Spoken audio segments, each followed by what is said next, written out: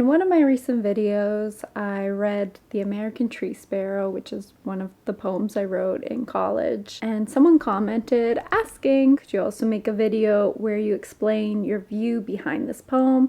Like, everyone understands a work of art how they wish to, but what's your point of view here? I'll go into kind of the inspiration behind different segments and how I got to certain components, and I'll just go ahead and read the poem because I think it can be helpful to hear it before going over. The American Tree Sparrow, dead beneath this oak tree, wearing a leaf like a pillbox hat, its veil assuring private darkness. Beauty, such a sealant for tragedy. What feathers fine calico, and what a sharp beak peeking.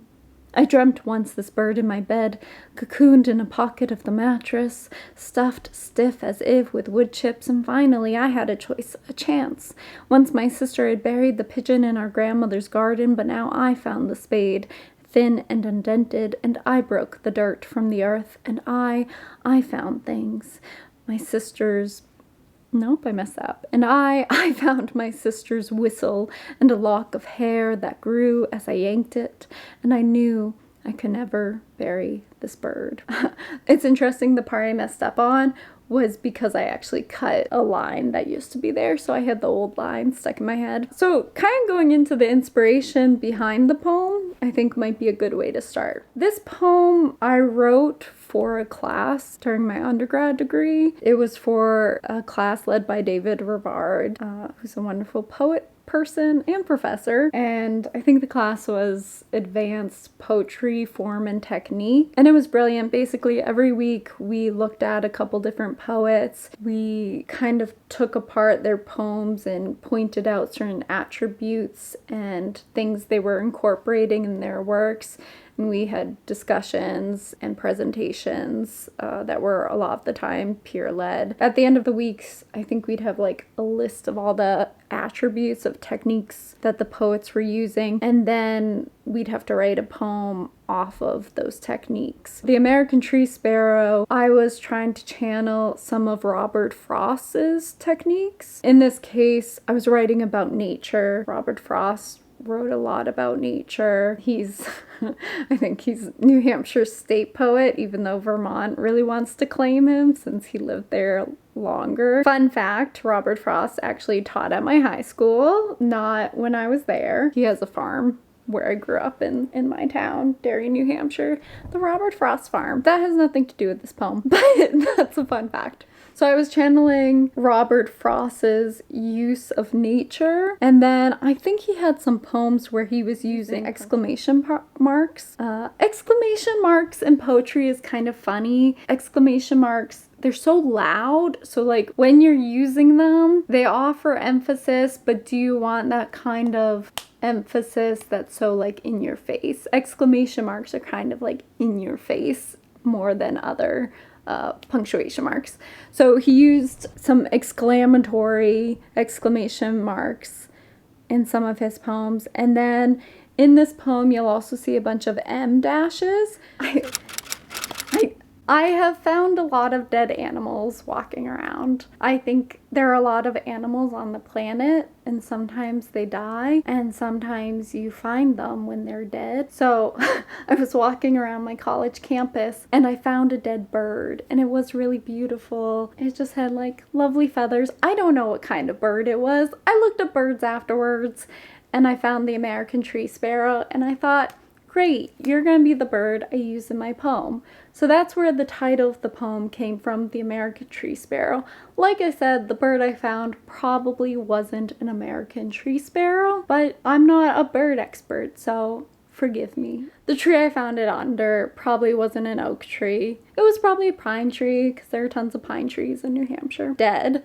The dead is in reference to the bird itself. So the title can be a grounding component of poems. By using the American Tree Sparrow as the title, then you're being grounded with, okay, this poem is beginning with the topic of a bird, or it could be. In this case it is. I'm talking about a dead bird I found. The American Tree Sparrow, dead beneath this oak tree, wearing a leaf like a pillbox hat. I don't remember if there were leaves over the dead bird or not, but for the sake of the poem, I added a leaf. And a pillbox hat is, I think it's from like the 50s or 60s, where it's like shaped like a pill, and then sometimes there are veils attached to it.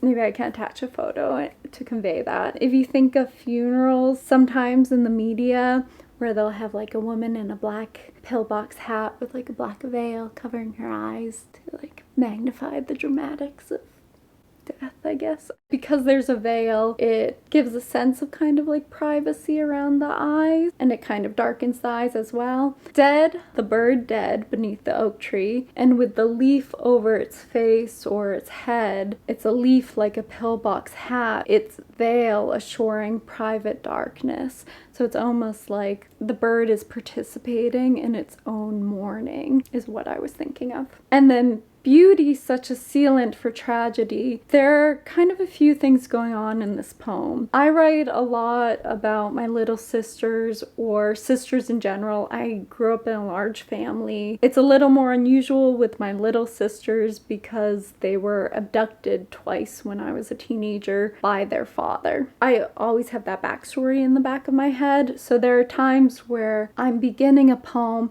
It's not about my little sisters, but it's almost like an intrusive trauma or memory where it just like insists on being in the front of poems that were not about that. Beauty, such a sealant for tragedy, what feathers fine calico, and what a sharp beak peeking. With the line, beauty, such a sealant for tragedy, I was thinking of how when girls or women are kidnapped in the media, they always talk about how beautiful someone was, or they often talk about how beautiful like missing people are. And somehow that becomes a sealant for tragedy, or it's like it's more tragic the more beautiful someone is how it seems in the media. It's almost like tragedy is determined by the way the media talks about the missing person or the lost person. In the third stanza, I dreamt once this bird in my bed, cocooned in a pocket of the mattress, stuffed stiff as with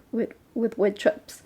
So we have three different inspirations in the three different stanzas. The first inspiration is the dead bird itself. The second inspiration with the dead bird is this idea of missing sisters and missing women and lost beauty and tragedy. And then in the third one, I actually had a dream about a dead bird that was in like a hole that was dug out of my mattress. I think it was like a miniature pelican, and it was really stiff. It wasn't this bird, it wasn't the American tree sparrow, but for the sake of the poem, you fictionalize what works for the poem itself. Poems don't have to be biographically straight. They can be, but the way I was taught in school was that you let the poetic truth through, and in this case, it just melded better if it was that bird. I think in a lot of my poems I have like echoes of things being haunted or coming up again. It's almost like a premonition of the dead bird. Fourth stanza, and finally I had a chance once my sister had buried the pigeon in our grandmother's garden. This came from a memory. I remember being really upset when my sister and I found, I think it was a dead bird. Associatively, I was thinking of like different dead birds. The dead bird I found in college, the dead bird that was in the mattress in my dream, and then this dead bird my sister and I found at our grandmother's house when we were kids. This sister is not the younger sisters who were abducted. This reference to the sister is actually an older sister, and my grandmother had her bury the bird with the shovel, and I wanted to bury the bird, but I was like 5 or 6, so I probably shouldn't have been burying a dead bird anyways. But it's funny, in this poem I get like that reclamation. For some reason as a kid that felt very important to be the one who could bury the bird. I think it's just like kids being possessive of moments or whatever. There's a sense of like reclamation in the poem where it's like, oh, I have power here, I have agency. The bird is dead, but there's still something I can do. And it's kind of that sense of like, my sisters are gone, but there's still something I can do. And to clarify, my sisters are not dead. They're alive. Dead. So yay. In that moment of agency or power, but now I found the spade thin and undented, and I broke the dirt from the earth. So to break the dirt from the earth, it's like that moment where the dirt starts coming apart. If you've ever taken a shovel or spade into the earth, it starts crumbling away where you're digging into it. So I was thinking of it like breaking the dirt from the earth. And I found my whistle, my sister's whistle, and a lock of hair that grew as I yanked it. And I knew I could never bury this bird. I think that might have been another dream I had where I was digging things up in the ground. And I think I'm conflating it with another dream I had where there was like a doll I was trying to bury that was possessed. That was a scary dream. But then I think maybe there was another one where I was trying to dig things up and I was looking for something. So I can't actually remember. I think I made up the whistle. I can't remember if the hair thing was real in the dream or if I made that up too. And I knew I could never bury this bird. With my sisters being abducted, there's a lot of trauma around that. And the first time they were abducted, we didn't know where they were for 10 months. Thankfully, my family got them back, but then they were taken again by their father in a really violent way. I was present for the second abduction, and I had PTSD for years from that. So for me, not having trauma treated all these years, in my poetry, it was something that would come up again. That's how trauma works. It's that kind of like that whiplash of like the memory reasserting itself. So even in dreams, I would dream of my little sisters or running away from men with children or different circumstances of violence in dreams. With the lock of hair, I was thinking of the sisters, and with the bird, I again was thinking of it kind of representative of these lost sisters or these missing sisters that I have. And I knew I could never bury this bird. That line is really about, I can't bury what happened to my sisters. It will always be something that kind of pulses up from the dirt.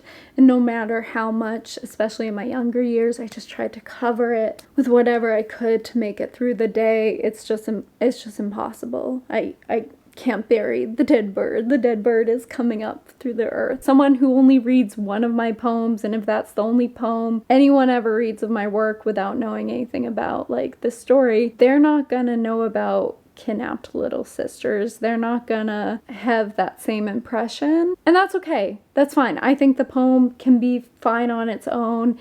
And then within a poetry collection that also references what happened to my sisters, it will allow that to kind of open up in different ways. And that's kind of the beauty of poems, how they can interact with each other within collections. Thanks so much for asking this question. This was a fun way to kind of revisit what prompted this poem. If you'd like to support this channel, feel free to head over to the Patreon. Take care, y'all.